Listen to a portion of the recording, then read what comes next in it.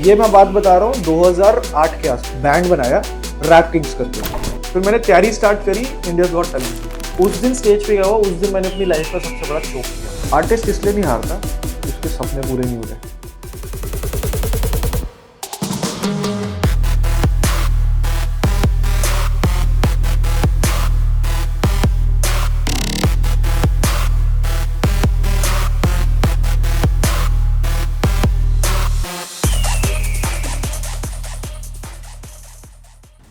थोड़ा पीछे चलते हैं।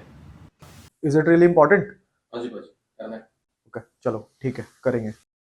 बीट बॉक्सिंग स्टार्ट कब करी थी आपने? यार मेरी जो बीट बॉक्सिंग स्टार्ट हुई उसकी जर्नी मेरी स्टार्ट हुई स्कूल डेज। बेसिकली स्कूल के लास्ट बेंच पे हम लोग, हमारा ना 16-17 लोगों का ग्रुप था। तो उस ग्रुप के अंदर जो है हम लोग लास्ट बेंच पे बैठ के ना ऐसे कुछ हायाबुसा साउंड निकाल ली, ऐसे करके साउंड निकाल ली, है ना। उसके बाद फिर जब मैं कॉलेज में गया, जब डी स्कूल में बैठना, नॉर्थ कैंपस डी स्कूल में बैठना स्टार्ट किया, तो वहां पे मेरे को पता लगा कि अच्छा इसको बीट बॉक्सिंग कहते हैं। ये मैं बात बता रहा हूँ 2008 के आसपास की। सो हमारे टाइम में क्या था कि उस टाइम पे ना यूट्यूब पे बहुत ज्यादा ट्यूटोरियल्स नहीं होते थे। तो बाहर के जो आर्टिस्ट थे वो ऑलरेडी कॉम्पिटिशन्स लड़ रहे थे, तो वहां से पिक किया। तो हम लोग क्या है ना बीट सुन सुन के उसमें इम्प्रोवाइज करते थे। तो मेरे को समझ आया अच्छा इसको बीट बॉक्सिंग कहते हैं। वहां से फिर मैंने स्टार्ट किया प्रैक्टिस करना। उसके बाद फिर धीरे धीरे प्रैक्टिस जब करनी स्टार्ट की तो फिर वो चिव्वी चिव्वी से एकदम से यहाँ तक की जो वो जर्नी है वो ही। हाजी, इनिशियल डेज में आपकी रैप किंग्स की जो जर्नी वो कैसे? एक मेरा फ्रेंड था, उसने कॉलेज में परफॉर्म किया रैप, उसको अच्छा रिस्पॉन्स आया। फिर उसको एक और दोस्त मिला, वहाँ से उन्होंने एक क्रू बनाया रैप बैंड करके। तो जब उन्होंने फिर वो मेरा क्योंकि अच्छा था, मैं बीट बॉक्सिंग करता था, तो ऐसे करके हम एक अलाइन हो गए और हम लोगों ने एक बैंड बनाया रैप किंग्स करके। हम पहले सीडी लेके जाते थे फिलर्स करने के लिए, जैसे फेस्ट चल रहा है कॉलेजेस में, फिलर्स करने के लिए जाते थे। तो हमें वहाँ से बहुत सारे जो है शोज मिलने स्टार्ट हो गए। रिस्पॉन्स अच्छा है क्योंकि उतने में ही हम तीनों ऐसे अलाइन थे बैंड में, उतने में फिर 40 आया बैंड के अंदर, और जो है वो इंग्लिश रैपर की तरह आया। तो हम 4 लोगों का ग्रुप बन गया। पहले 5-10 मिनट के फिलर मिलते थे, फिर 10 से 15 मिनट के फिलर मिलने स्टार्ट हुए, फिर वो इनविटेशन में स्टार्ट हुए। इनविटेशन से फिर वो हमने बहुत बड़े बड़े आर्टिस्ट के लिए ओपनिंग करनी स्टार्ट करी, है ना।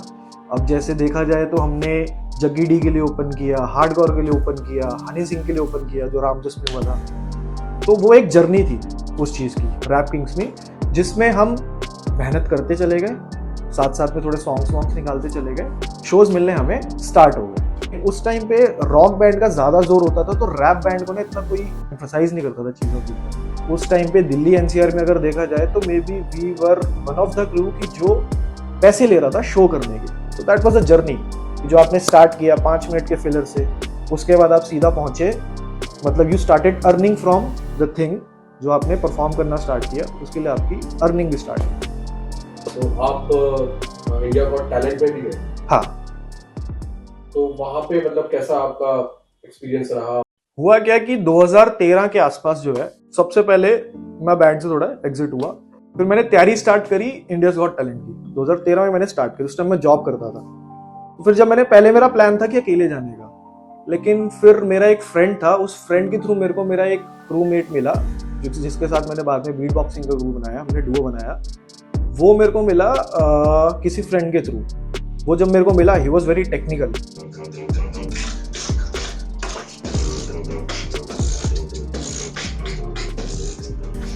मेरी स्ट्रेंथ ये थी कि मेरा स्टेज प्रेजेंस बहुत अच्छा था। आई ऑलवेज न्यू कि क्राउड को कैसे, क्राउड इंटरेक्शन क्या होती है, क्राउड को कैसे उठाना है, शो को आपको आपकी जो परफॉर्मेंस है उसको आपको उठाना है, गिराना है, कैसे क्या करना है। फिर इसको आइडिया पिच किया कि ओके कि भाई मैं इंडियाज गॉट टैलेंट की तैयारी कर रहा हूँ, so let's do together as a duo जाते हैं। करते करते फिर हम लोग ऑडिशंस के लिए गए।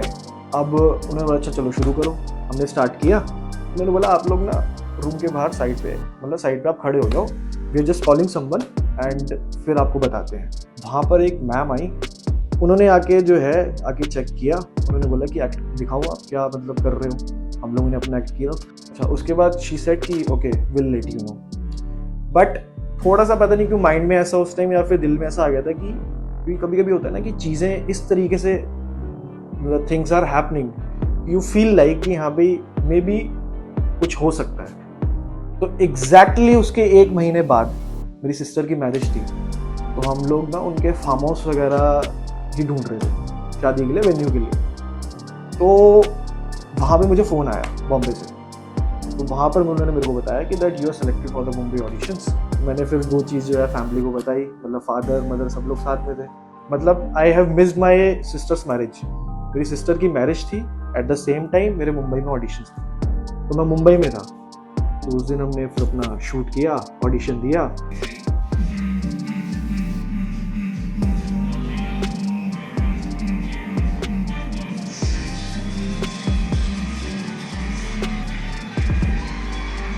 And luckily we got selected.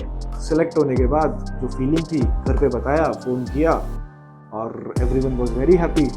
और उसके बाद we were selected for quarter finals. उसके बाद जो है फिर मेरे ख्याल से 1 महीने के आसपास जो है वो बीच में गैप था, और उससे पहले बीच में एपिसोड आया, उसमें थोड़ा एक्ट आया अपने वाला बॉक्सिंग वाला, लेकिन in the family everyone was together उस चीज़ को देखने के लिए। वो जो फील है ना उस चीज़ का, वो बड़ा आपको पुश करता है कि यार कि okay now you are doing, मतलब जो आपने सोचा था वो आप उसके ऊपर चल पड़े। तो उसके 1 महीने बाद हमारा जो है क्वार्टर फाइनल्स था, तो उसके लिए दोबारा बॉम्बे गए, वहाँ पे क्वार्टर फाइनल्स दिया। तब गुंडे की प्रमोशन के लिए रणवीर सिंह एंड अर्जुन कपूर आए हुए थे। तूने मारी एंट्री दिल में बाजी घंटी बेबी, बाजी घंटी दिल में बाजी, दिल में बाजी। क्वार्टर फाइनल्स में अनफॉर्चुनेटली ना हम आगे गए ना सामने वाली पार्टी आगे गई, तो वो थोड़ा सा फिर ये हो गया। But still that was a very very very pleasant experience for me. मैंने बहुत कुछ सीखा उस एक्सपीरियंस से। आप सीन से बाहर निकले क्यों? यार ये ना बड़ा, मतलब दिस इज थोड़ा सा डार्क फेज भी है लाइफ का।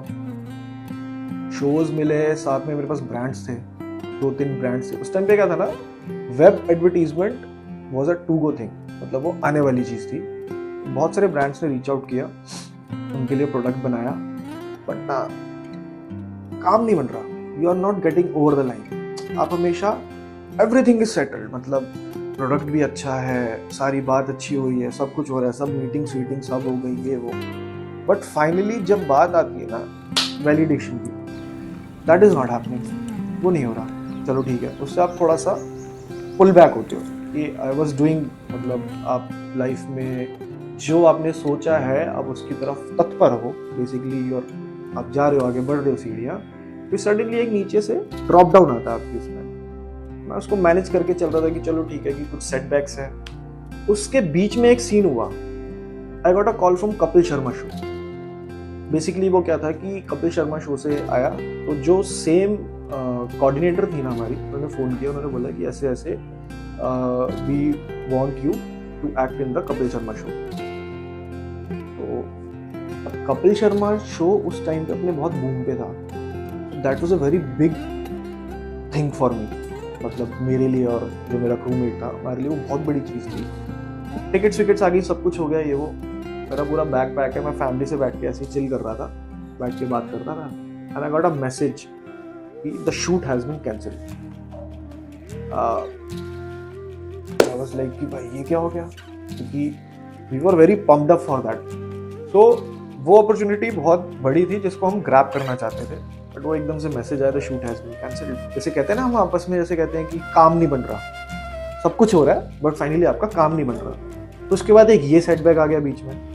आई स्टार्टेड इन 2008, 2016 तक 8 साल हो गए आप किसी चीज़ को दे रहे हो and you are going empty hands, घर पे आप जा रहे हो खाली हाथ। वो बड़ा ना, फिर वो चीज़ भी ना कहीं खा रही थी। फिर फाइनली हुआ क्या कि 2016 में मेरे को इक्का बाजी का फ़ोन आया, कुछ काम है, कुछ आया है, करेंगे। तो उन्होंने, फिर मैं उनके घर गया, उन्होंने बताया कि बाजी ऐसे ऐसे एक शो आया है, वो शो करेंगे और ऐसे ऐसे एक्ट है, ये वो सारी चीज़ें प्लान हो गई। अब मैंने आपको स्टार्टिंग में एक बात बताई थी, मेरी स्ट्रेंथ थी स्टेज प्रेजेंस। तो 2016 में वो एक, मैंने उसकी वीडियो भी डाली हुई है,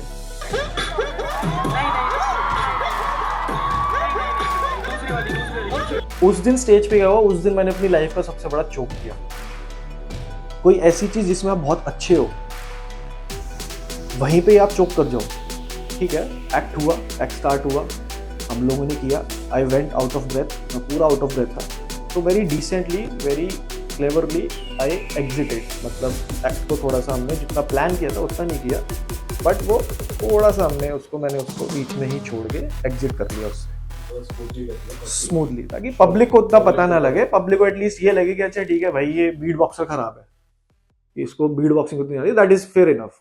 बट ये नहीं कि यार कि क्योंकि आपको कोई अपने साथ लेके जा रहा है, किसी ट्रस्ट पे आपके अंदर उसने कुछ देखा, आपको इसलिए लेके जा रहा है ना। तो वो जब मैंने शो किया ना, उसने मेरे को बिठा दिया। उसके बाद मैं माइक नहीं उठा पाया दोबारा।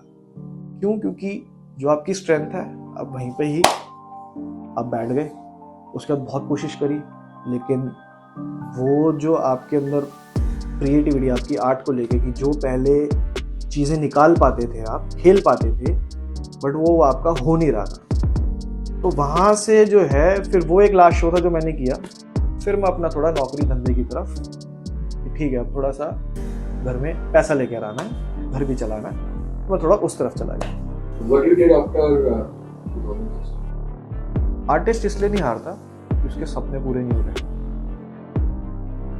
मतलब जो भी बंदा अपने सपने पूरे करने में लगा हुआ है ना, कि जो आसपास की चीज़ें हैं ना, वो भी कहीं ना कहीं आपको अंदरूनी, चाहे वो आपको प्रेशर दे रहे नहीं दे रहे, बट आपको वो अंदरूनी कहीं ना कहीं खुद से फील होती है यार कि नहीं, I should do something for them as well. It is not कि मैं इतना अपने आप में इतना कॉम्पैक्ट नहीं हो सकता कि मैं सिर्फ अपने बारे में सोचूं और उस जर्नी पे चलता रहूं।